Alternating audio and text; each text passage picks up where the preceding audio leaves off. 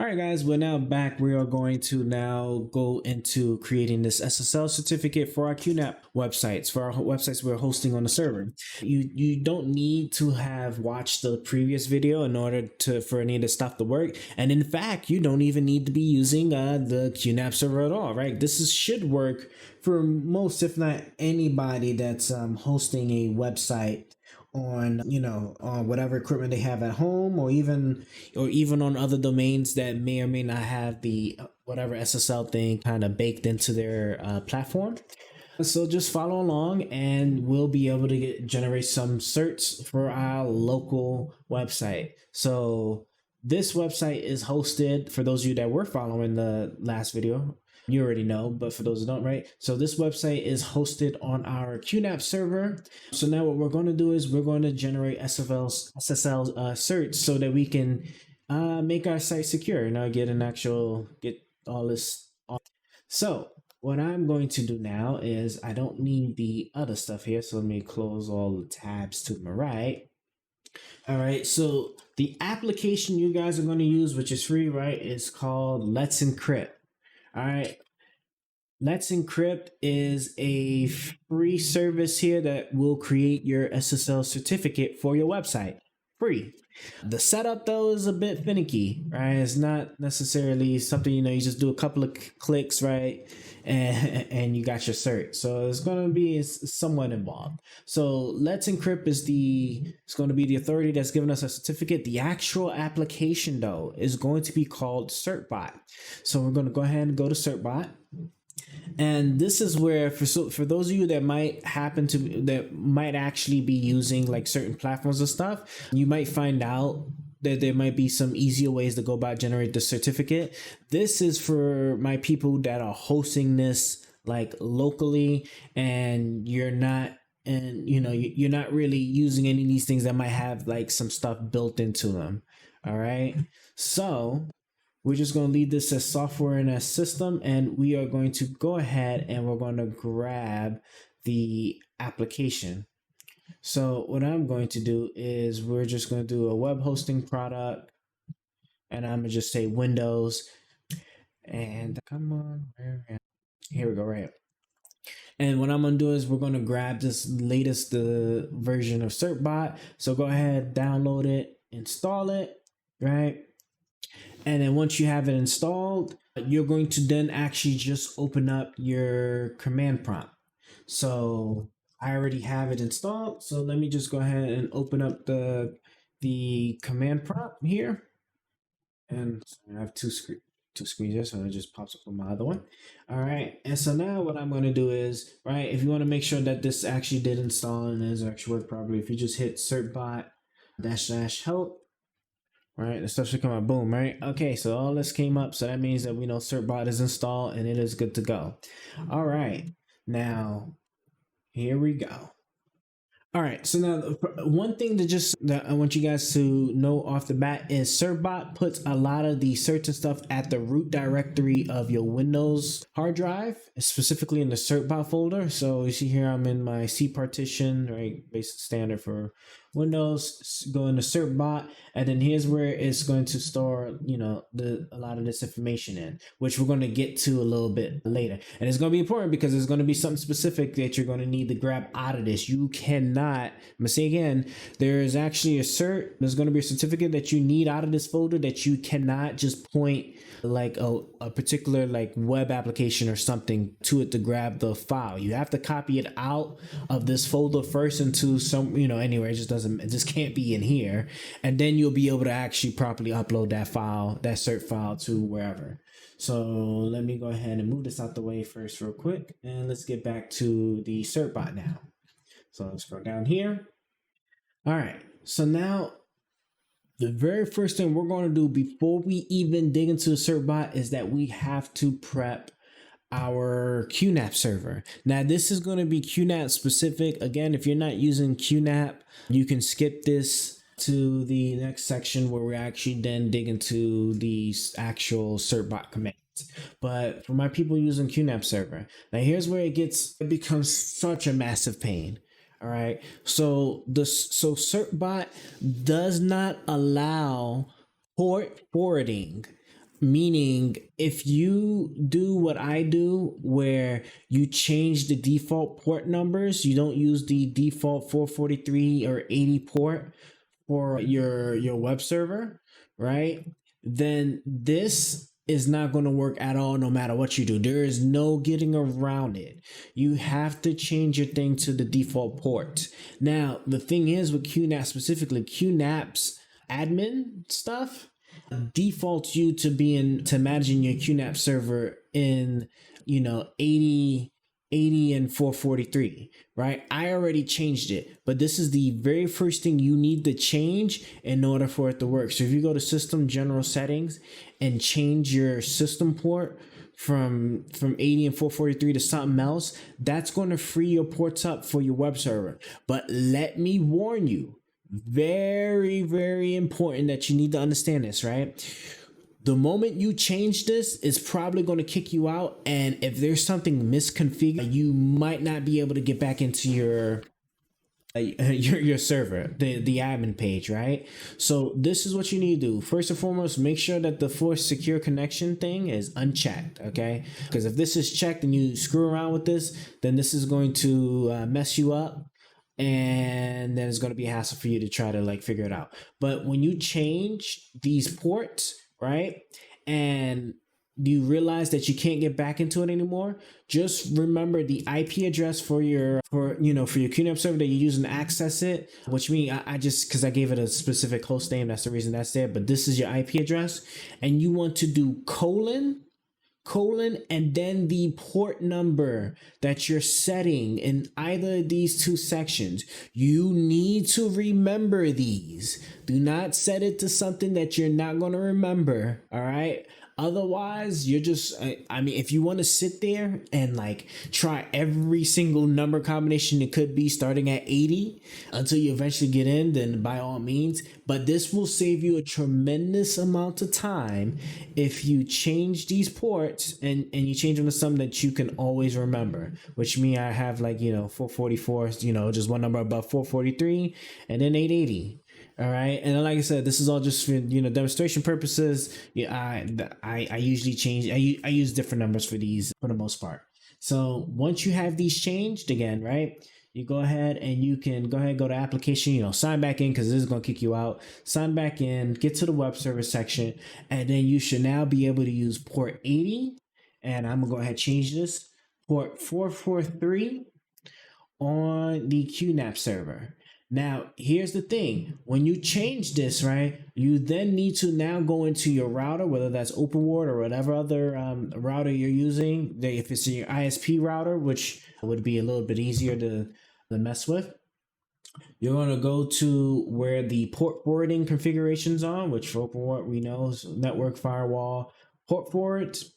And we're going to need to change this, right? So now these need to be forwarding to the same default ports that the internet use. So if it's, for HTTP is 80, right?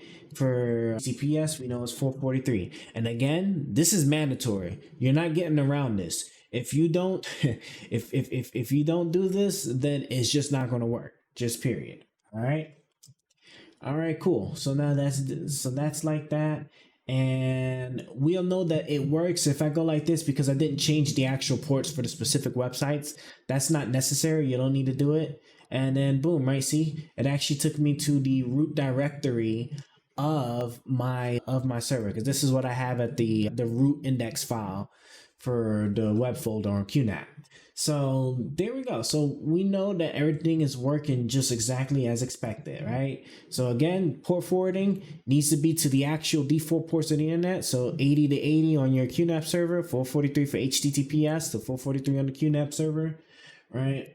We went into the QNAP, the actual admin thing for the server. We changed that so it's not using the default ports, and then we changed the web server to the default ports of the World Wide Web, right? So cool, that's it. And again, you don't have to actually change any of this because none of this is going to be important until you're done, and then you can re-put your configurations on it, which I'm gonna show you. All right, cool. Now we're jumping into Certbot. So now we're jumping into Certbot. And so now the next command you're going to run is, I'm going to show you here. For QNAP specifically, I needed a lot of this extra stuff here, right? Where it came to the key size and stuff. For whatever reason, the defaults didn't work. QNAP hated the certs. So I was like, I had to really dig and just figure this out. And then it turns out these were the correct settings for me for QNAP, for the QNAP server to recognize the certs and actually do what it was supposed to do. So this is the command I am going to run. And of course, please do remember that you need to run your command prompt as an administrator. Otherwise, obviously, it's not going to work. So let me just go ahead and do that real quick here. Close that. Bring this one back up here and paste it. Hit enter. And boom. There you go, right? All right. So now it's going to ask you for the domain names that you want to enter. All right. So here's the thing. Now, if you're not going to use the wildcard thing, which I believe is supposed to be easier, but if you're just one of those people that like to just be specific, you can just start specifying the names out directly with a comma. So see, I have my main domain right here, comma. Then I also have the subdomain here. All right.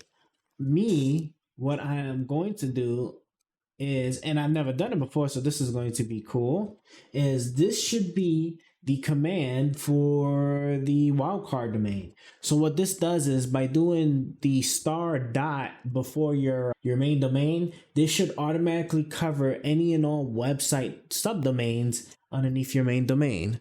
So we're going to now hit enter. All right, it's requesting certificate, and now it's going to ask you to deploy a DNS text record under the name Acme. So what I'm gonna do is I'm going to go ahead and grab this value. So now, because we're using the wildcard,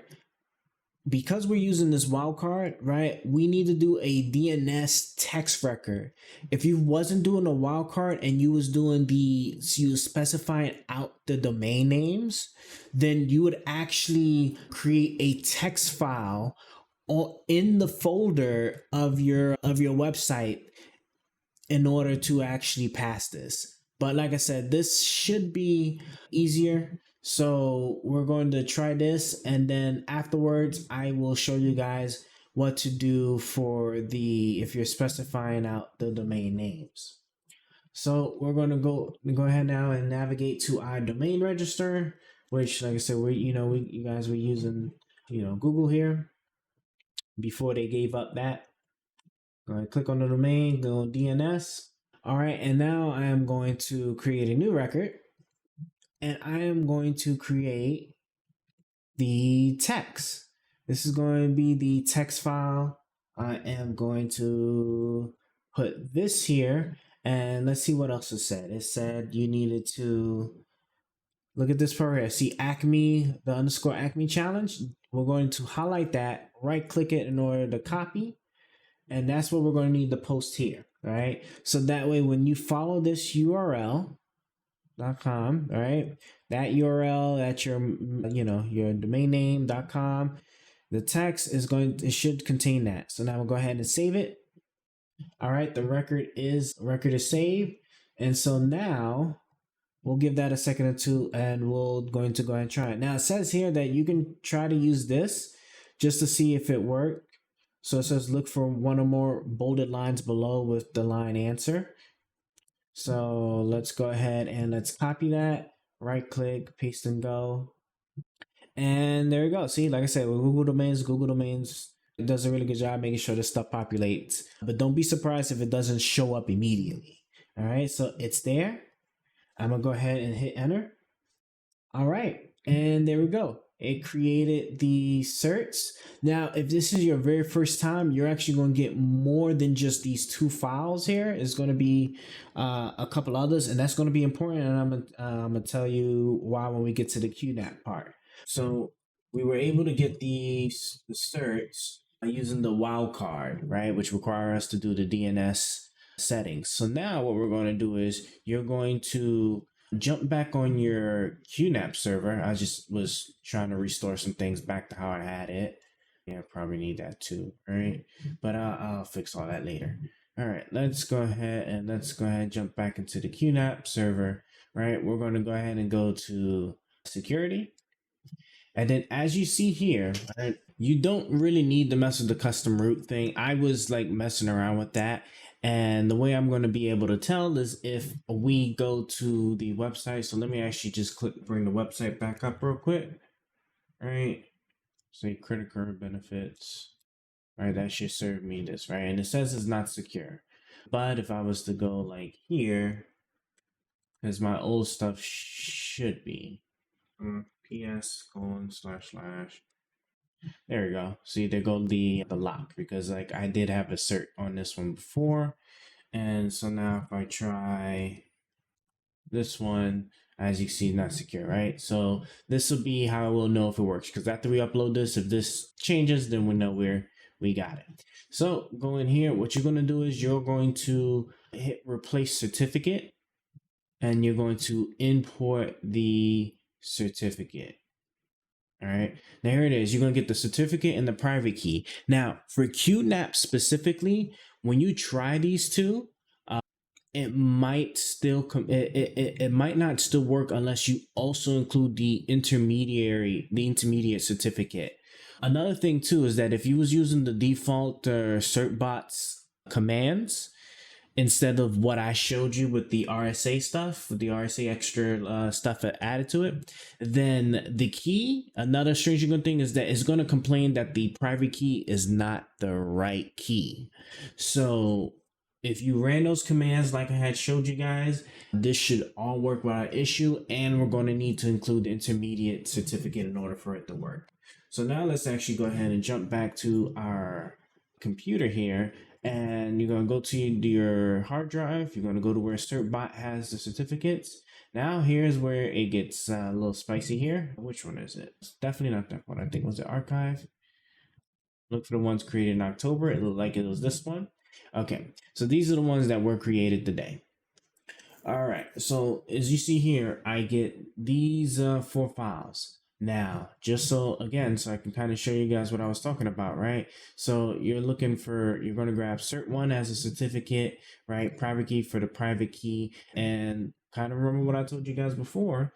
If you try to go directly to this Certbot archive, H1, so Cert1 grabs it, private key, says you don't have permission and you need to contact the owner or an administrator to obtain permissions. You see?